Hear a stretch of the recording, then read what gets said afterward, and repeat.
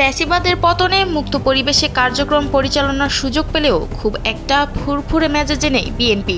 পরিবর্তিত পরিস্থিতিতে দলটির সামনে এখন একাধিক চ্যালেঞ্জ। চলতি বছরের মধ্যেই নির্বাচন চায় বিএনপি সহ সমমনা দলগুলো। নির্বাচনমুখী প্রয়োজনীয় সংস্কার শেষে একটি অবাধ, সুষ্ঠু ও গ্রহণযোগ্য নির্বাচনের জন্য এটি যৌক্তিক সময় বলে মনে করে তারা। এই ইস্যুতে সরকারের উপর চাপ বাড়াতে চলতি বছরের ফেব্রুয়ারি-মার্চ নাগাদ কর্মসূচি নিয়ে মাঠে নামতে পারে দলটি। চাপ বাড়ালেও তারা সরকারের সঙ্গে কোনো দ্বন্দ্বে যাবে না।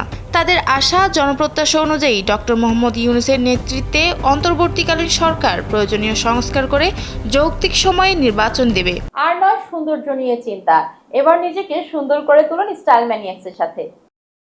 নির্বাচন সামনে রেখে দলটিকে অভ্যন্তরীণ দ্বন্দ্ব সংঘাত এড়িয়ে যোগ্য ও ত্যাগীদের নিয়ে সারা দেশে সংগঠনও গোছাতে হবে। দলকে সুসংগঠিত করে নতুন সব চ্যালেঞ্জও মোকাবিলা করতে হবে। একই সঙ্গে সাধারণ মানুষের মন জয়ে তাদের প্রত্যাশা পূরণেও কাজ করতে হবে। সরকার অনুভব করে পতিত ফ্যাসিবাদী আওয়ামী সরকার রাষ্ট্রীয় গুরুত্বপূর্ণ প্রতিষ্ঠানগুলোকে দলীয়করণ করায় রাষ্ট্র কাঠামোর প্রয়োজনীয় সংস্কার ছাড়া একটি অর্থবহ নির্বাচন অনুষ্ঠান সম্ভব নয়। তবে সংস্কার আগে নাকি নির্বাচন আগে এ নিয়ে অন্তর্বর্তী সরকারের সঙ্গে রাজনৈতিক দলগুলোর দূরত্ব বাড়তে থাকে। বিএনপি মনে করে চলতি বছরের প্রথমার্ধের ভেতরে প্রয়োজনীয় সংস্কার কার্যক্রম শেষে পরবর্তী ৩-৪ মাসের মধ্যে নির্বাচন অনুষ্ঠান সম্ভব।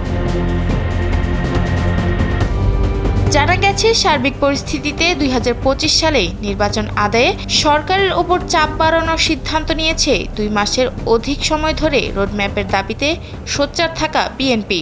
তবে তারা অন্তর্বর্তী সরকারকে সরিয়ে দেওয়ার মতো কোনো পরিস্থিতি তৈরি করতে চায় না। দাবি আদায়ে জনসম্পৃক্ত কর্মসূচি নিয়ে মাঠে নামার নীতিগত সিদ্ধান্ত নিয়েছে দলটি।